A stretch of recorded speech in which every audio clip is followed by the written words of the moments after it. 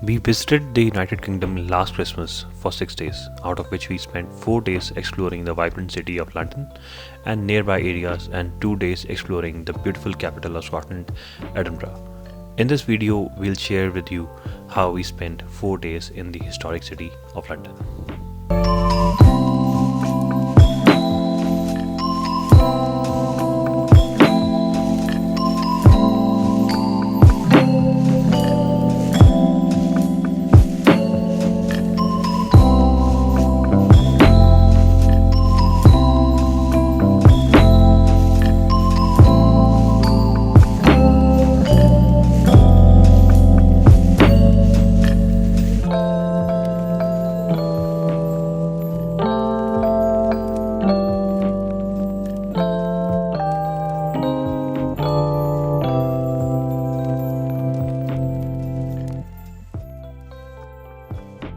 As we landed on 25th December, most of the places in and around London were closed.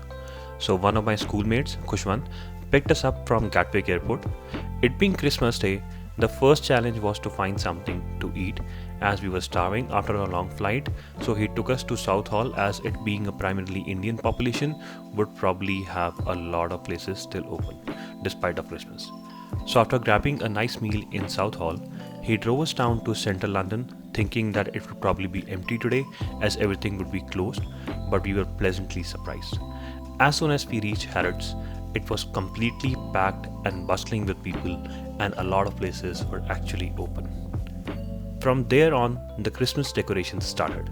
We entered through Piccadilly Street, which was beautifully decorated, and then entered Regent Street, which is quite popular for its decor of levitating angels throughout the street. So we found a parking spot nearby and started exploring the area on foot from here. You will also find Carnaby Street in Soho nearby, which has a different theme each year, and for 2023 it has a planetarium kind of look, which differentiated itself from rest of the decorations all across central London. Next, we started walking towards Piccadilly Circus, which looked quite impressive as the Christmas lights were really adding to the aura of the screens that surround the entire place. The Microsoft store, on the other hand, was breaking the monotony of the angel decoration on Regent Street by replacing it with the Microsoft logo being held up by two angels around it. The entire area was bustling with people. We didn't feel for a second that it was Christmas Day and everything was supposed to be closed, as there were just so many tourists there, and the few stores that were open were so busy that I could only go inside the Harry Potter store, that too only for a few minutes, to get a feel of the place. After that, we started walking towards Covent Garden, where the crowd started to thin out a little bit, but only because everyone was inside the main building, looking at the giant bells hanging from the ceiling. And what a sight to behold it was. Everywhere we looked, we were awestruck by the amount of effort put into decorating the entire area. By now, the jet lag finally started getting to us, so we just strolled around a little bit more while making our way back to the car, and finally headed off to the hotel to rest for the day and start afresh tomorrow. Thanks to Khushwant for making our Christmas so special. Without him, we would have probably spent our evening in the hotel sleeping, as there was no public transit available on Christmas to commute to central London. Day 2 was a relatively early start for us. We planned on visiting a lot of places, this being our first full day in London, and one where we would probably have the most energy. We primarily commuted via the tube, as we were staying near Heathrow Airport. So after a long 1-hour journey and one interchange, we finally reached the Tower Hill station. We were welcomed there by the beautiful sight of the Tower of London, and right past it was the most iconic bridge in London, the Tower Bridge. It was a beautiful sight to behold, but was pretty crowded, as it is one of the bucket list spot for most people who visit London. It's a great place to get some good photographs and also get a good view of the Thames River and the iconic Shard building right across it. Another spot to get some good clicks is right outside the Tesco Express, which sits right beside the Tower Bridge. That area is usually pretty calm and most people don't use that spot as it's underneath the bridge. Next, we started walking back towards the Tower Hill station and strolling through the streets while making our way towards the Leadenhall market. This part of the city was relatively quiet and provided us the opportunity to enjoy and explore the beautiful surroundings on our way towards the market. Leadenhall is one of the oldest markets in London, dating back to as far as the 14th century. The market itself is mostly covered with a vibrant red and cream interior and had a beautiful Christmas tree right in the middle of it. It was a lot smaller than we expected, but quite pretty to look at and definitely a great spot to capture a few memories.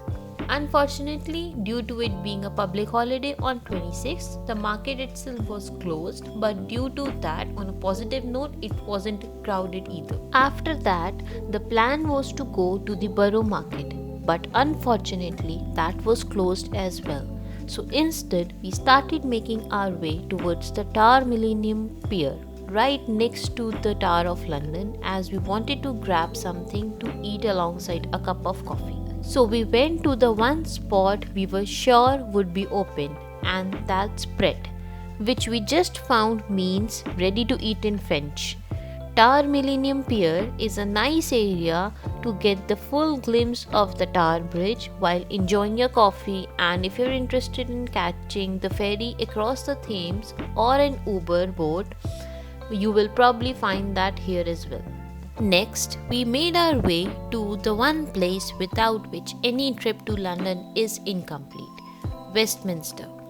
The entire place was crawling with tourists, and as soon as you exit the underground station, you are treated to the glorious sight of the Big Ben. The entire area is filled to the brim with monuments to see, whether that's Big Ben, House of Commons, Westminster Abbey, and many other notable buildings.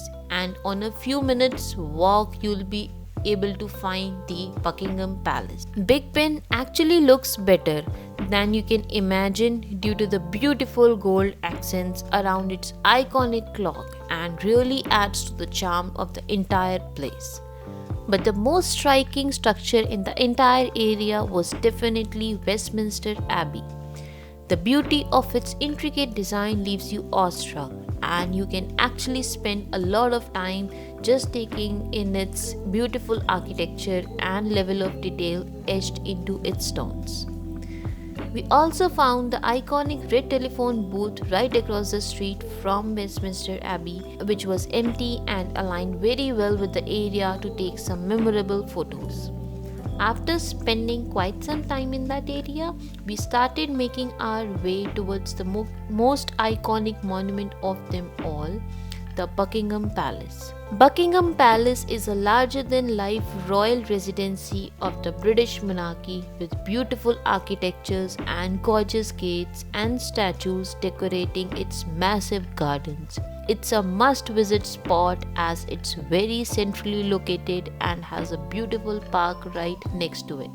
Though we had to use pictures from Google and our imagination for the beauty, as it was winters and the trees had no leaves. Right through the park, you will be able to find your way back to Piccadilly Street, which was filled to the brim with Christmas decorations this time of the year.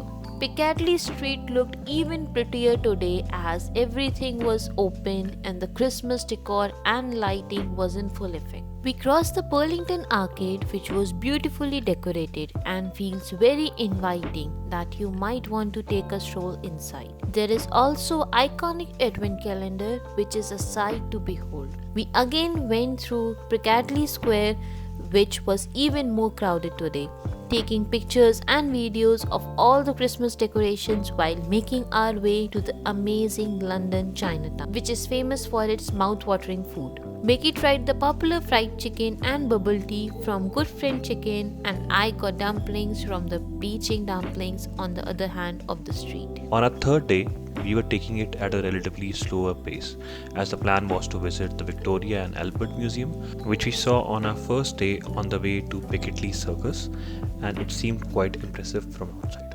We entered via the basement entrance through the pedestrian tunnel from the South Kensington station and were treated by the beautiful European exhibition, which had some exquisite artifacts belonging to that era. The museum's architecture is also quite impressive in itself, and it's free to visit and has a great collection of antiquities from all across the globe. There are dedicated areas for artifacts from all over the world, including life size replicas of statues, pillars, and gates from the Roman Empire. The rooms are huge and filled with so many artifacts that you can spend hours exploring the museum. We definitely recommend visiting at least one museum when you are in London, especially considering that a lot of them are free to visit. Next, we took a bus to Soho, which is just a few stops away, as we wanted to grab a pizza for lunch. Soho is a really vibrant area filled with a lot of options for dining, nightlife, and shopping. We visited Jape's, where we ordered a London style pizza. The food, ambiance, and staff were all amazing. After getting back our energy, we wandered around exploring the streets of Soho a bit more and made our way towards Oxford Street, as Atya wanted to visit a few stores for shopping and also see the Christmas lights, as they are slightly different on each street in central London. The entire Oxford Street was very vibrant and filled with decorative stars, which were only adding to the aura of all the amazing stores that are available in this area. We wanted to check a few items in M&S, as it is not available in Canada. This M&S also had a grocery section in the basement, which was really great, and we actually found a lot of cool things to purchase from there. There was also a home decor section, which we have not seen when we used to visit it back in India. After taking the exit towards the alleys of Soho, we started strolling around through the streets once again. The entire vibe was quite energetic, and some stores had really great decorations which were adding to the charm of the cobblestone streets. Also tried the popular hot chocolate from Italian Beer. Unfortunately, the wait was too long, so we couldn't get a seat to try the triple chocolate variant, but the hot chocolate was still quite thick and delectable. After that, we started making our way towards Chinatown, which is just a few minutes walk from the Italian Bear, as I wanted to try the popular steamed buns from Bun House. We got one meat bun and one custard bun, which were decent, but we have had better custard puffs from convenience stores in Japan. After this, we took takeout from Wok to Wok based on the recommendation from our friend, as they had a decent amount of vegetarian options, which made it easy for Adhya to order. After this, we just made our way back to the hotel after having a relaxing and enjoyable day exploring Soho. The last day in London was slightly different. Our friend drove us down to the nearby city of Bath.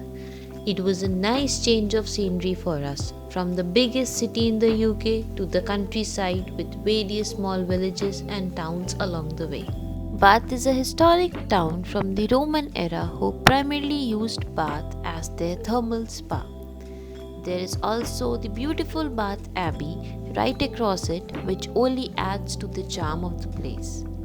The town itself has the quintessential Victorian era look, filled with pretty looking streets and market built around the Roman baths. The Roman bath requires a ticket to enter the venue. Once inside, you are able to see the preserved ruins of the once prominent Roman spa, with the thermal pool still active.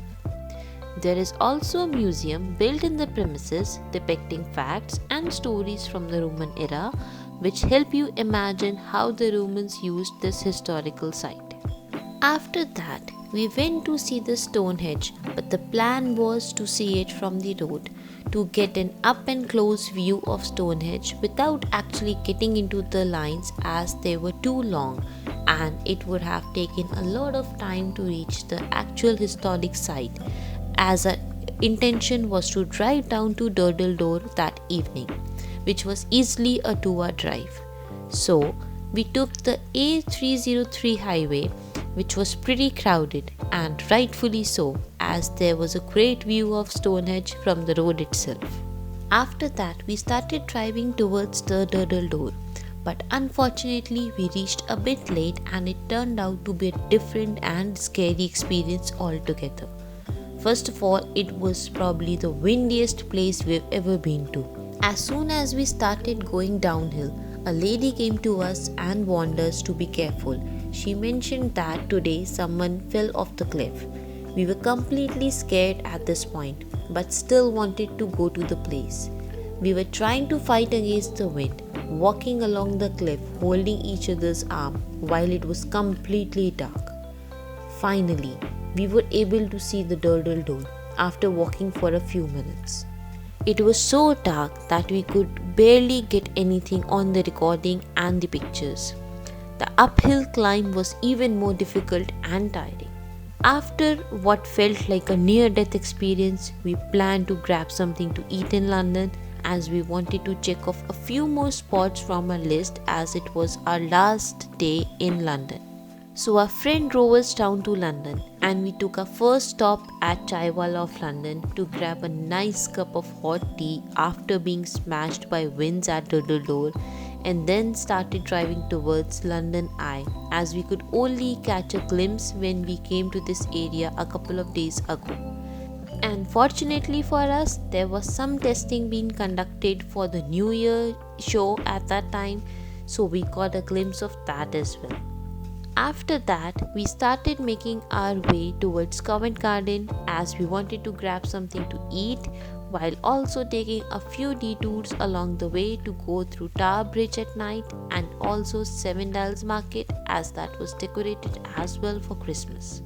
Finally, after strolling through the streets of Covent Garden, we reached Masala Zone. The food and ambience here was pretty good, and I especially loved the veg biryani there. Finally, our last stop for the night and for our entire trip was Trafalgar Square, क्योंकि DDLG तो सबने देखी होती है. It was a great end to a lovely time in London, and we hope to be back with more such videos in the future and continue exploring the world little by little. Hope you guys liked the video. Till then, bye bye and take care, and we'll see you in the next one.